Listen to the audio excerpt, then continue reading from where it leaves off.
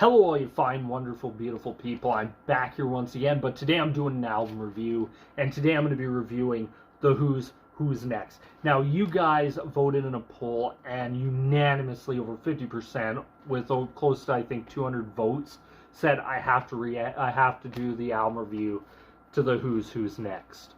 Now, this album was released August 14, 1971. It's a hard rock masterpiece. Comes from the Pete Townshend Lifehouse Project, which other songs from this would appear on other songs throughout the decade.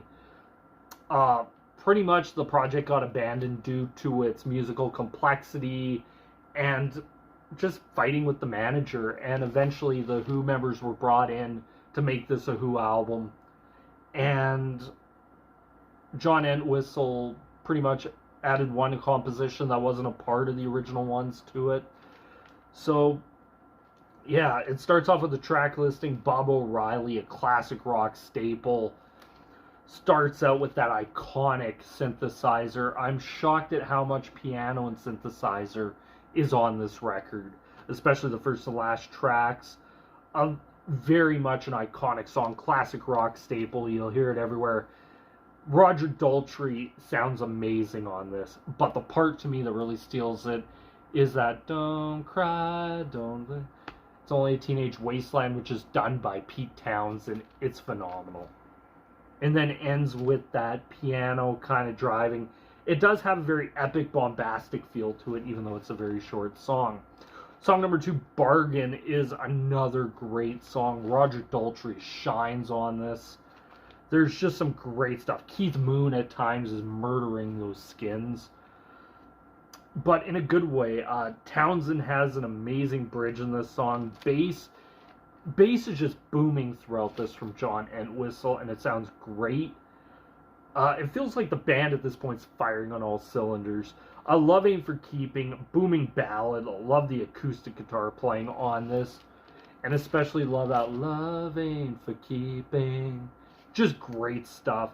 My Wife, John Entwistle, was pretty much written about a fight him and his wife had, but he way over-exaggerated it. And it's a really damn catchy song. This album is phenomenal for that. The Song Is Over. I remember the first time I heard this record.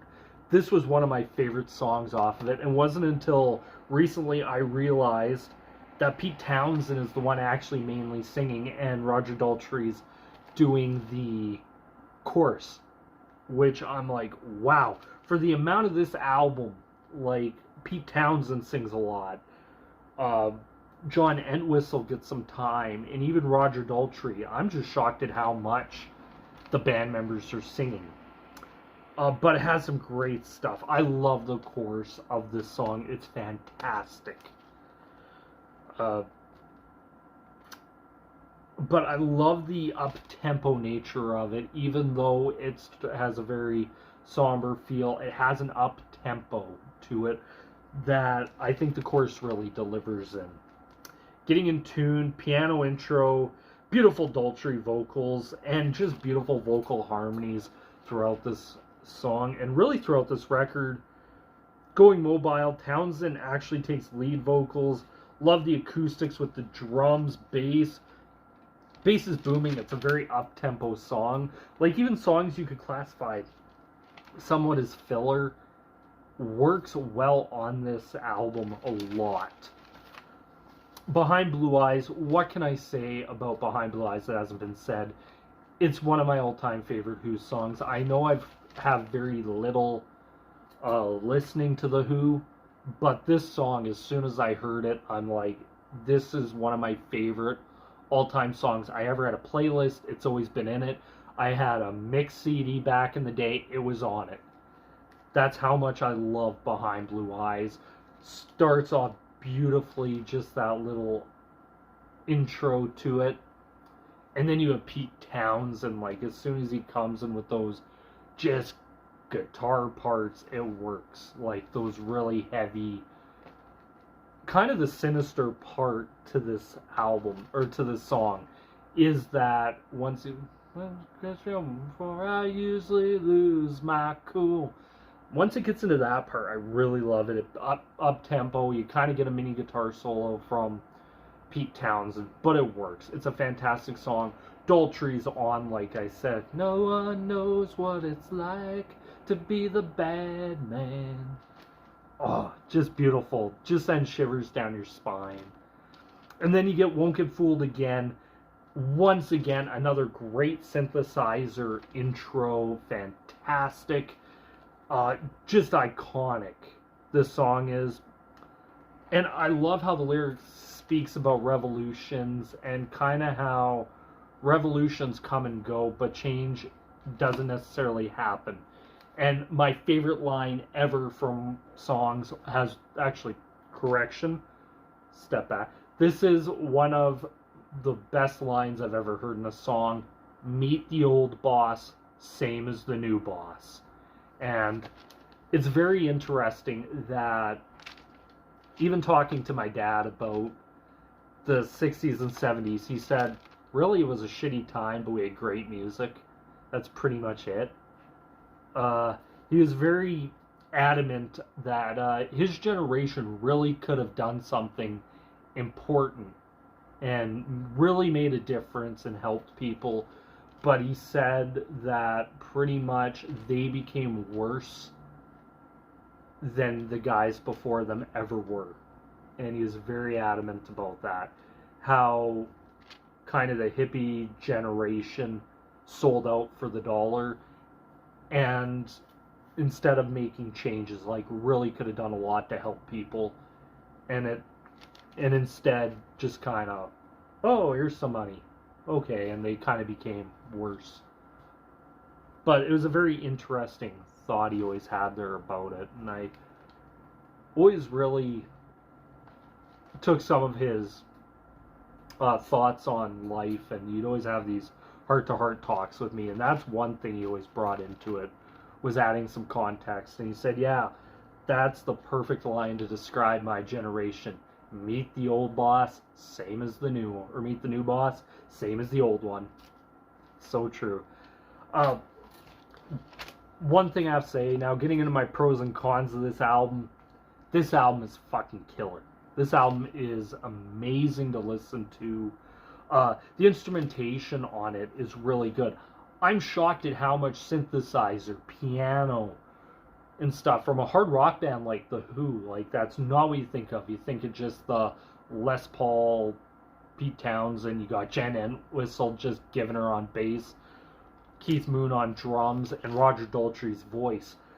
But the instrumentation, the amount of singing other members get other than just Daltrey, is astounding. Like, you have a lead singer and other guys are pretty much singing. It's very weird to me. The vocals on this album, like I said, are insane. I think, from what I've heard so far, this is my favorite Roger Daltrey vocal performance. Granted, I don't have very much to go off of except this album, but it's amazing. Like, every song on here I think is killer. I don't think there's really, in my opinion, a bad song on this album. I know some might throw out, I know I looked at a list and somebody threw out maybe Going Mobile, Getting in Tune, they didn't really care for, but I'm listening to it and I'm like, I love this. This is fantastic. If you like early 70s hard rock with also a little bit of experimental edge, I would say this is in that kind of The Who experimenting with their sound to a point where it's like, wow, that's amazing. Cons, it had to end.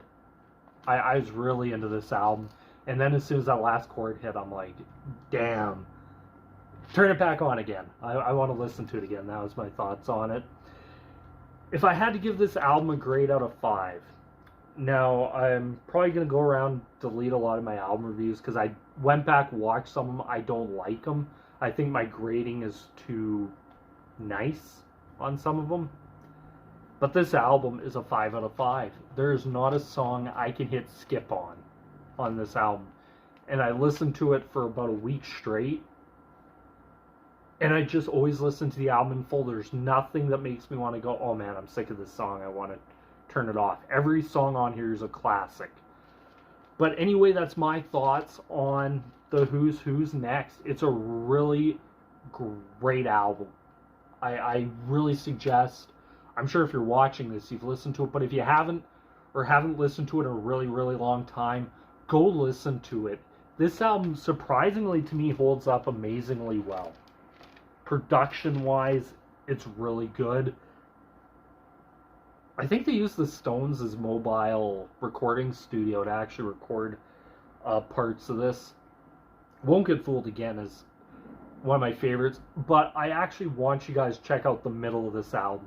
From Bargain until Going Mobile, I think it is, just before Behind Blue Eyes.